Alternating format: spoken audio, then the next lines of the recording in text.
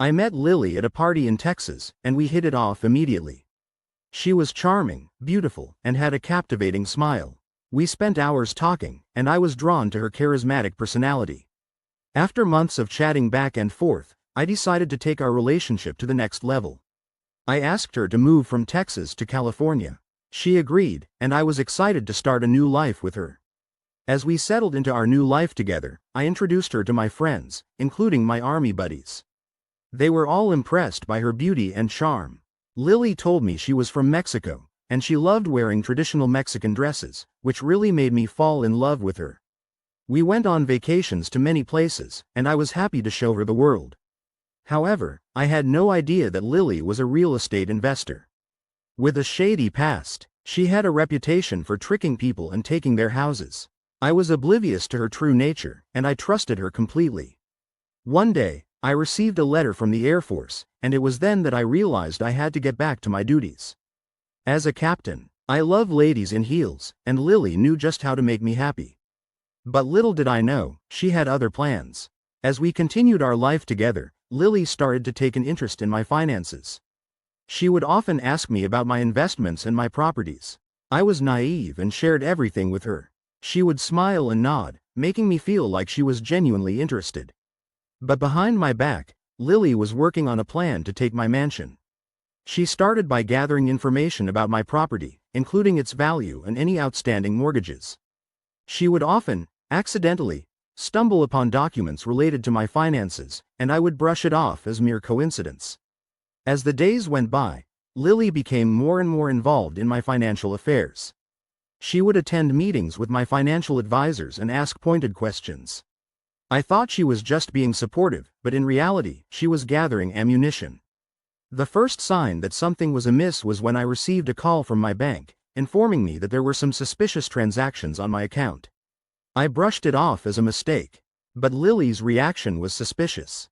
She seemed nervous and agitated. The next twist came when I discovered that Lili had been secretly meeting with a lawyer. I confronted her, and she claimed she was just getting advice on how to invest her own money. But I wasn't convinced. As the investigation continued, I found out that Lili had been forging documents and using my identity to take out loans against my mansion. I felt like I had been punched in the gut. The final blow came when I received a letter from the court, stating that Lili had filed a lawsuit against me, claiming ownership of my mansion. I was shocked and heartbroken.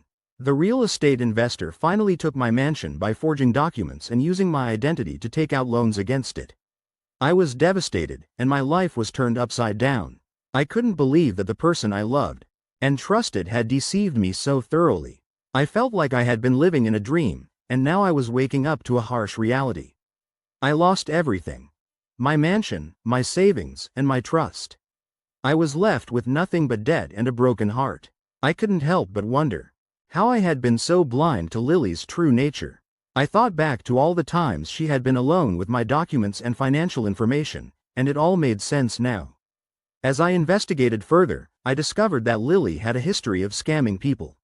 She had been involved in several real estate scams, and there were multiple complaints filed against her.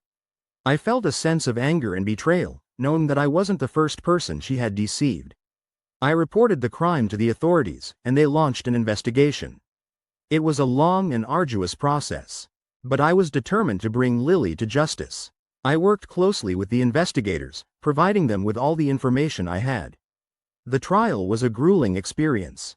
Lili's lawyers tried to discredit me, claiming that I was the one who had been deceived and that Lili was innocent. But the evidence was against her, and eventually, she was found guilty of forgery and identity theft. The sentencing was a bittersweet moment for me. Lili was sentenced to several years in prison, but it didn't bring back what I had lost.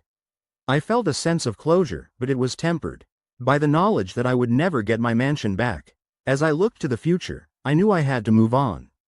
I started rebuilding my life, slowly but surely. I learned to be more cautious and to trust my instincts. I also made sure to educate myself on how to avoid similar scams in the future.